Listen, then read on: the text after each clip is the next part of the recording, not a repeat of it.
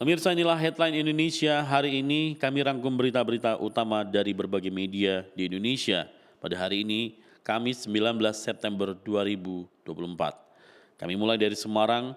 Jawapos.com memberitakan polisi masih memburu pelaku pembacokan atas diri mahasiswa Udinus Semarang Muhammad Tirsa Nugroho Hermawan, 21 tahun, warga Dukuh Bakalan RT 2 RW 5 Desa Bandung Harjo, Kecamatan Donorojo, Jepara. Bisa dipastikan bahwa ia tewas terbunuh.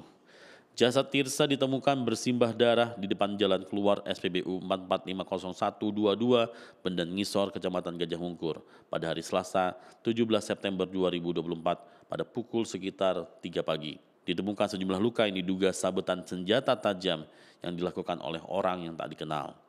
Pelakunya diperkirakan lebih dari satu kelompok remaja bersenjata tajam. Dari dunia politik, Detik.com memberitakan Prabowo Subianto disebut akan memiliki jumlah kementerian yang lebih banyak dibanding dengan Presiden Indonesia sebelumnya. Direktur Parameter Politik Indonesia atau PPI Adi Prayitno mengatakan, kabinet yang gemuk itu perlu membuktikan diri dengan kinerja.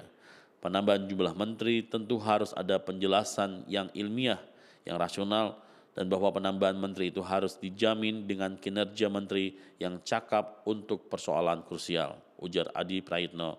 Jangan sampai masyarakat menilai bahwa penambahan jumlah kementerian era Prabowo Gibran hanya untuk bagi-bagi jabatan.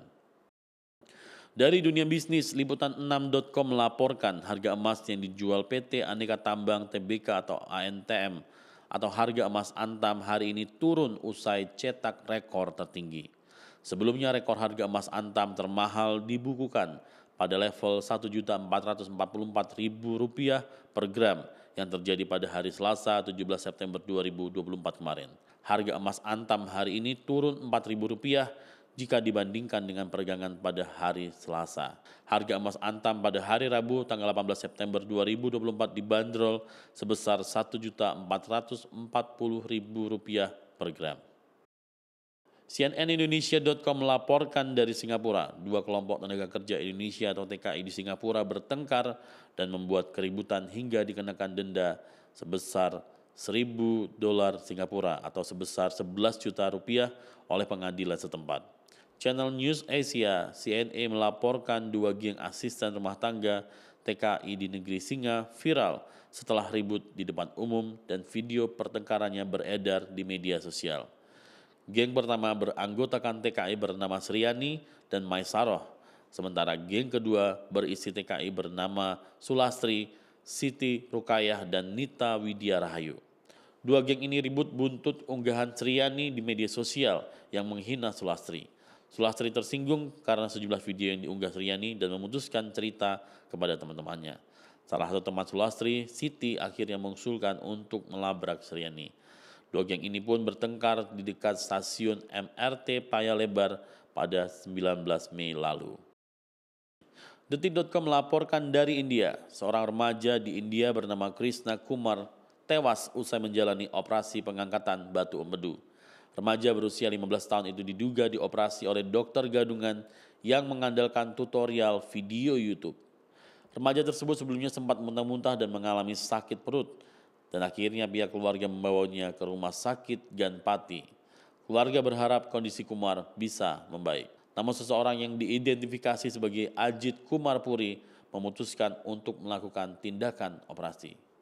Pihak keluarga menyebut Puri menggunakan video di YouTube untuk memandunya menjalani operasi. Kondisi Krishna memburuk tak lama setelah prosedur tersebut dijalani.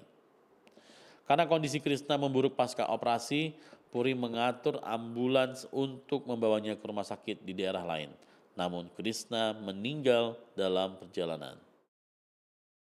CNBCIndonesia.com melaporkan dari Arab Timur Tengah yang semakin mengerikan.